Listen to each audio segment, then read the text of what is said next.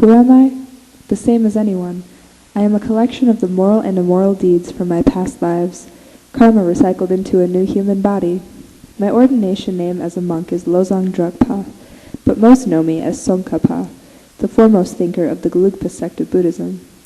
But I'm getting ahead of myself. Let me give you some background. I was born into this body in 1357 in the onion country of Amdo in eastern Tibet. Even as a small child, I was very studious. I am told that I lived humbly and kept my vows purely all throughout my youth. I was ordained by the fourth Karmapa, Rilpe Dorje, and studied with Choje Dondru Rinchen, and continued my studies at several Nyingma, Kagyus, Kadam, and Sakya monasteries by the time I was 19. Then I began teaching, while continuing with writing and going on retreats, and started to gain disciples of my own. As I got older, my disciples asked me to stop traveling so much, and established Ganden Monastery for me, where I continued my work. My goal in introducing the Gelukpa sect was to return Buddhist doctrines to their pristine state, purifying them from the superstitious and power-seeking tendencies of the indigenous Bon sorcery, which had adopted Buddhist symbols and crept into Buddhist practice. I wanted to launch a movement toward discipline and more strict observation of Buddhism. Gelukpa literally means virtuous sect, and is commonly called the Yellow Hat sect in order to differentiate it from the Red Hat sect. I wrote a large number of texts in my lifetime, but my Lamrim Chenmo, translated as the Great Treatise on the Stages of the Path of Enlightenment, was the most well-known of my sacred volumes of precepts and rules. I explained the path to enlightenment in terms of gradual stages and progressive awakenings, the importance of guru yoga, and meditation on the foundation of morality. One cannot become a true bodhisattva without first mastering oneself through self-restraint in all areas, thought, feeling, word, and deed.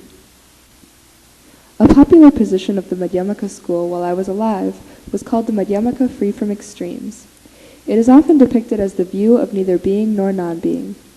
This view is meant to show the incoherence of any and all things that one might analyze, with the result that no predication of being, non-being, both being and non-being, nor neither being nor non-being, is rationally justified. This is a literal and unqualified negation of all members of the Tetralemma, with the purpose of thoroughly overcoming the possibility of any conceptualizations and discursive thought, the usual Indian position. Many were surprised when I opposed this position, as it was a unique thing to do for a Madhyamikan of my time. However, I did not agree with the deviant logic of the position. Therefore, I added the qualifiers truly and conventionally to the Tetralemma. For example, one could say that this apple is conventionally existent. However, it does not truly or inherently exist. Adding these terms allows one to avoid the violation of the laws of logic seen in the Madhyamaka free from extremes, and also allows Madhyamaka to separate between the conventional and the ultimate. Because of these types of arguments, I have been regarded as more of a realist than Chandrakirti or Nagarjuna. The Shangui, or good behavior sect, that I worked to establish is based on living by a strict moral code.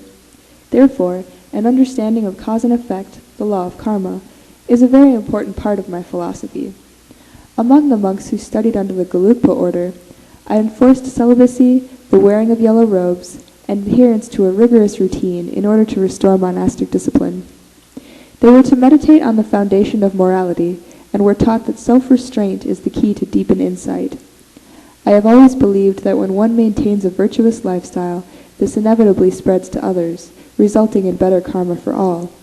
Personally, I have dedicated my own virtuous lifestyle so that all beings may be upheld by a spiritual teacher.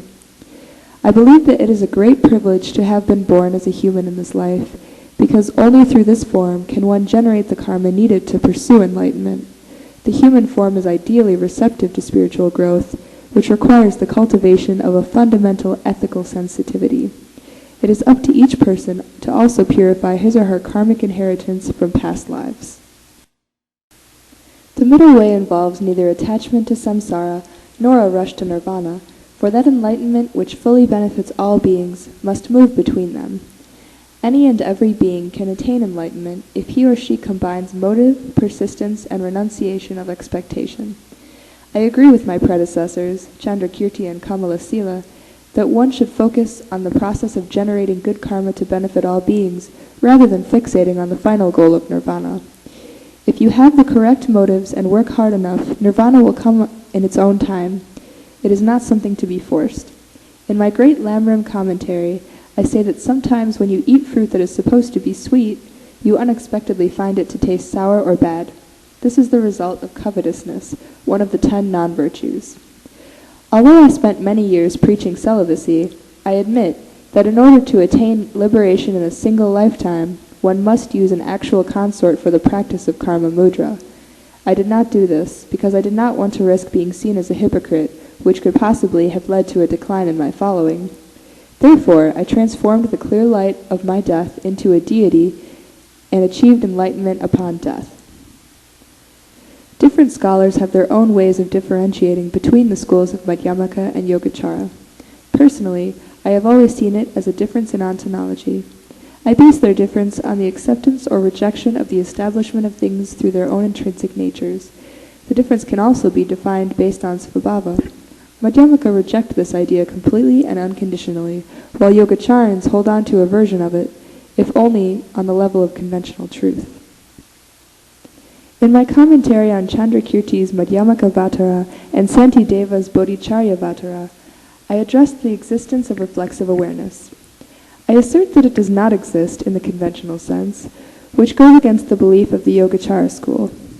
It is wrong to say that we have a special kind of immediate, non-deceptive access to our own minds and to their states, and to the view that we specify an essence of the mental.